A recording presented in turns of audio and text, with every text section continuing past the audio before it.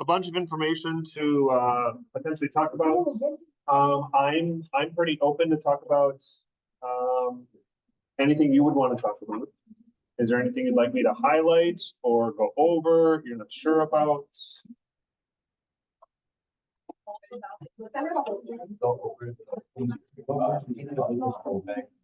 Say that one more time. Carpetbaggers? Just carpetbaggers? Okay. Yeah, so the question was about carpetbaggers. So carpetbaggers are part of a larger movement trying to help freedmen in the South, right? And so if we look at kind of the plan that we wrote before, these are mostly radical Republicans who want to, one, punish the South. And one of the big ways they're going to do that to punish the South is to send the army in the South. But they also want to help the freedmen.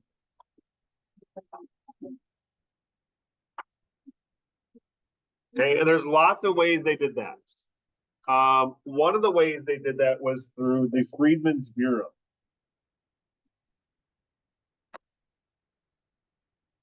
And remember, the Freedmen's Bureau was where Northerners would come down into the South to help the freedmen in their transition from enslavement to freedom. And so that led to a lot of, I guess I should say this first. They're going to provide things like healthcare and education, basically opportunities that have been denied to them by the Redeemers who are trying to withhold certain social and political equality from African Americans. So when Freedmen's Bureau is operating, that means Northerners are coming down into the South. The people who live in the South, Redeemers, don't like these Northerners coming down. And so they give them this nickname, the Carpetbaggers. Carpetbaggers are Northerners. They're mostly Republicans, and they mostly want to help the freedmen. And so that makes them kind of a target for some Southerners who don't want to give African Americans more rights, like the KKK. Carpetbaggers are going to be one of the targets for the KKK. The radical Republicans are going to help freedmen in lots of different ways, like the initial Civil Rights Act that gives citizenship rights.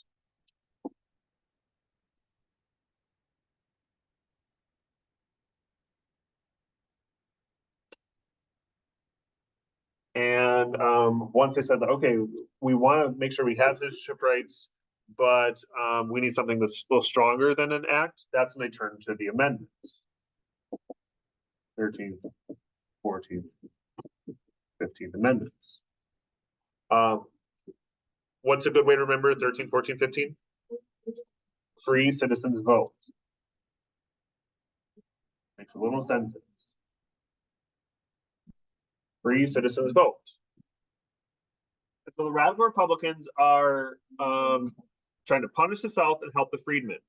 Now, just because we say this is what is coming from some in the North does not mean everyone in the North agrees with this. In fact, over time, many Northerners are becoming more and more sick of, ready to be over with Reconstruction.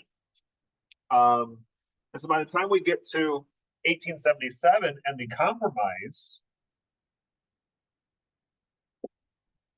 most Northerners are ready to move on from Reconstruction. So let's remind ourselves, what did the Compromise do? It did two things. One, Hayes is president, Republican. The army is out of the South, which means Reconstruction is pretty much over. Now, because the army's out of the South, because the North is kind of not caring about Reconstruction anymore, what does this lead to? What is the effect of this big change? Well, the effect is going to be things like the Redeemers have total control. Okay. Redeemers have power now in those southern states. All the ex-Confederates who had power before they still have power. We have more Jim Crow laws or black codes that continue to take away rights, social, political, from African Americans. What were the Jim Crow laws? These are, for our purposes, these are essentially the same thing. They're trying to take away rights. They're trying to separate people. Usually historians, when they use them differently, like these are during Reconstruction, this is after. But for this class, it's okay. That's a little too semantic. This is like an effect. Okay, so because of Compromise 87, because Reconstruction is over, it leads to Redeemers in control, Jim Crow laws, black codes, continuing to sharecropping practices.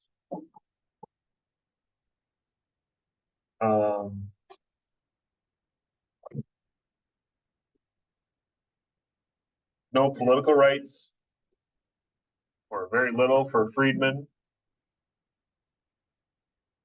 Okay, these are all effects of the end of Reconstruction.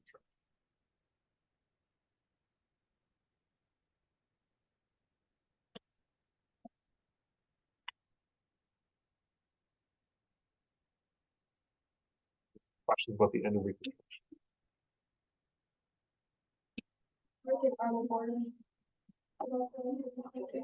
Well, I mean, this is kind of just Reconstruction, and then this gets to the end and the effect of it.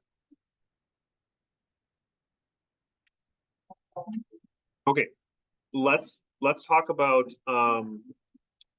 events leading to the Civil War, and especially the different laws that are passed, agreements that are passed, and on the other side of that, what regular people are doing. I think that'll be a good framing.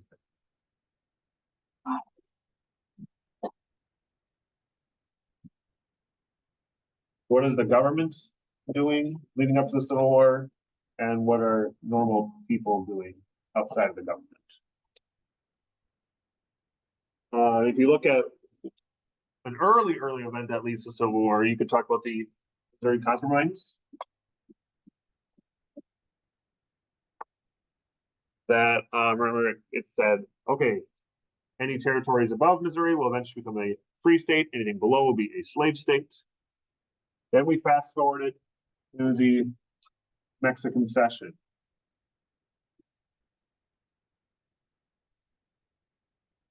And where we get all this land from Mexico after the war.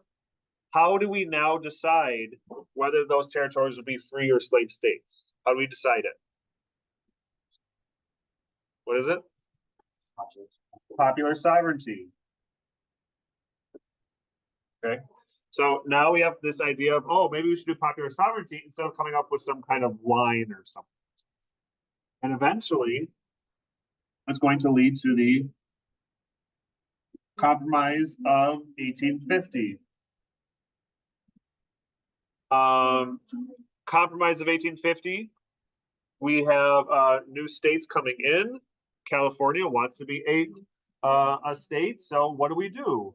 Do we create an line and have the politicians decide, or do we have the people of the state decide? Well, they're going to decide themselves. I'm sorry. That's not how we framed it. California is going to be a free state. That's what the state wants, but that's how we framed it. California to be a free state. What does the South get in the compromise? Popular sovereignty and stronger Fugitive Slave Act.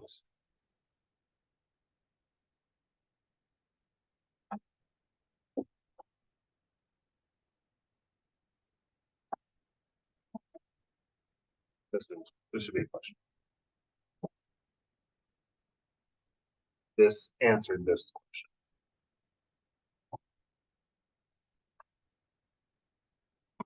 Okay. So during all this, we have a lot of things that people are doing that leads to civil war that isn't in the government building, right? We've talked about things like the Underground Railroad.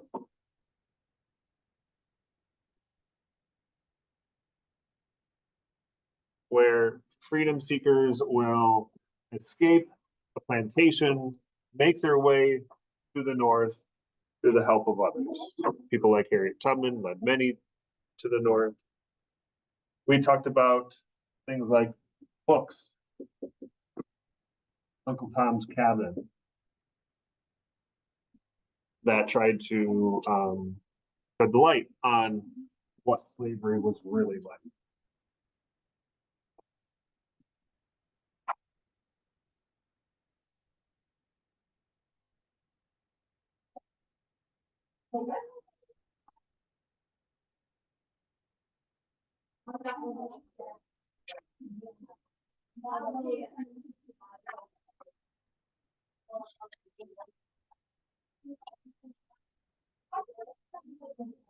Let's see, we have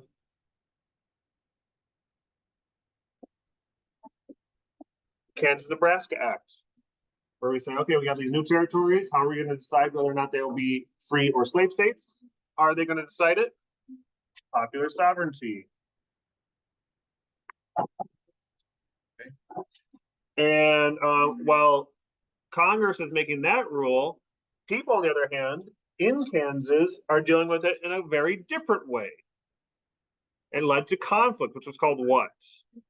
Bleeding Kansas, where people are like fighting against each other. KSNE is Kansas, Nebraska.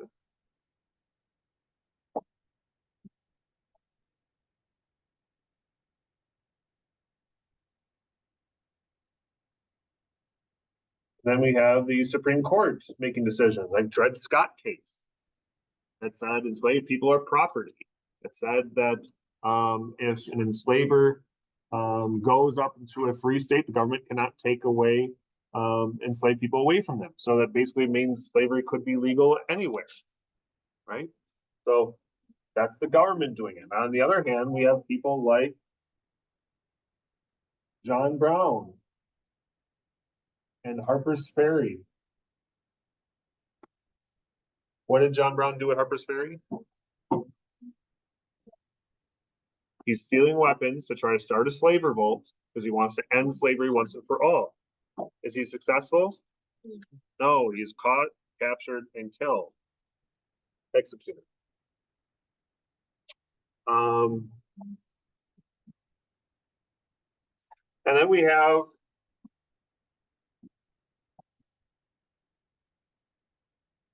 the election of 1860, right? Where we have a couple people like Lincoln. What's his big platform? Like, what is he fighting for or want when he's running for president?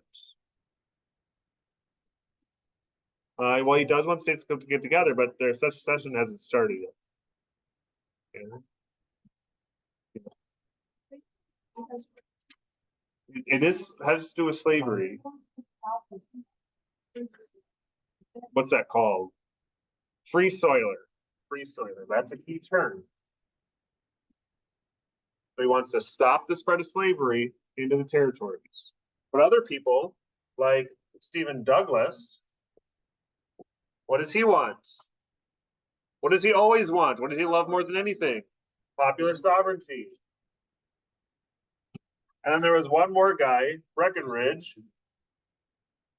If you know the other two, you're going to be fine with there. He is pro-slavery. And ultimately, who wins? Lincoln. Okay. So Lincoln wins. And what happens? Not in the national government, but what do people do? Well, I guess people in the government there. They will start secession. What's the final straw that leads to the Deep South from seceding? What's the thing? Like this happens, and then the Deep South, like South Carolina, they decide to leave. What's the thing that makes them leave? Lincoln being elected. Lincoln being elected led to these Deep South states to secede because they don't trust Lincoln at all. They think he's going to try to destroy slavery, even though he said time and time again that's not his goal. Okay, Lincoln says that secession is illegal. He says that he's going to preserve the Union. He does not talk about freeing the slaves at this point. Not what he's talking about. He just wants to bring the country back together.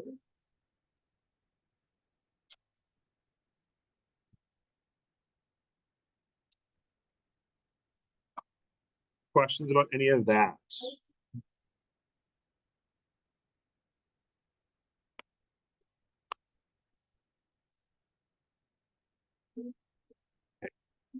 With just a few more minutes left of the review session, are there any remaining questions from your study guide? You're like, Mr. Barth, can you talk about this? Or I don't remember that at all.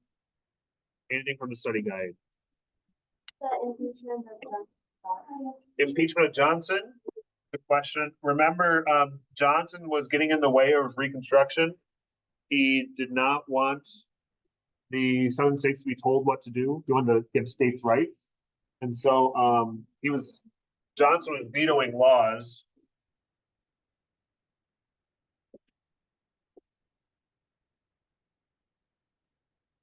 Because he vetoed laws like the Freedmen's Bureau, the Civil Rights Act, and Congress is able to override those vetoes, but they're sick of him. So that's why, that's the reason why they do it. They get him on a technicality of like a law that he breaks. But the big reason is because he got in the way of Reconstruction.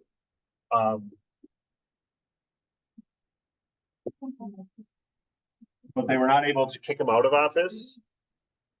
They just impeached him, which means they investigated him. But he's like, okay, I'm done. I won't stop you anymore. I'm not going to run for president later this year. Question. What were those? Skip that one. You can skip slaughterhouse cases. North and South economic policies.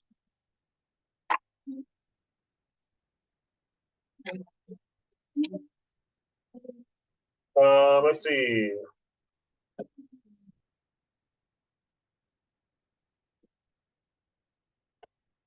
I think the big things I want you to know for both is that they both had inflation, but the South had it worse.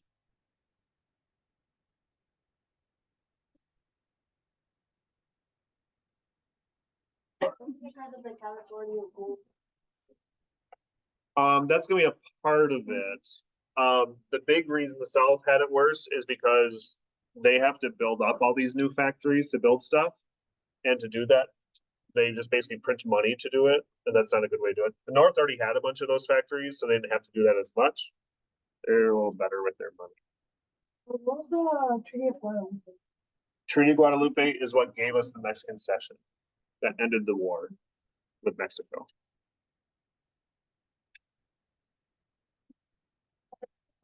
Skip that.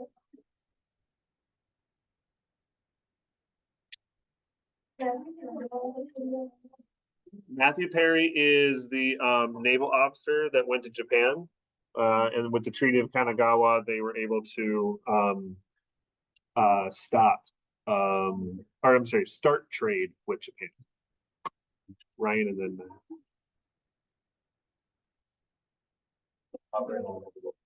then Frederick Douglass.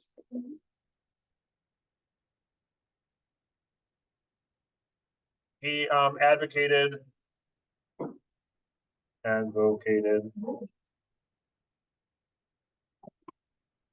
for Black soldiers and freedom. He became kind of an informal advisor to Lincoln. So he was the one to kind of push them to like, hey, allow African Americans to fight, which happened in the Emancipation Proclamation. So wait, did we feel about? You can skip that. Naya, did you have one? Naya, did you have one? What? You raise your hand before. All you need to know for King Cotton is that the South is going to do anything it can to keep cotton, because it's making them a lot of money. Yes, which is why I always get them mixed up.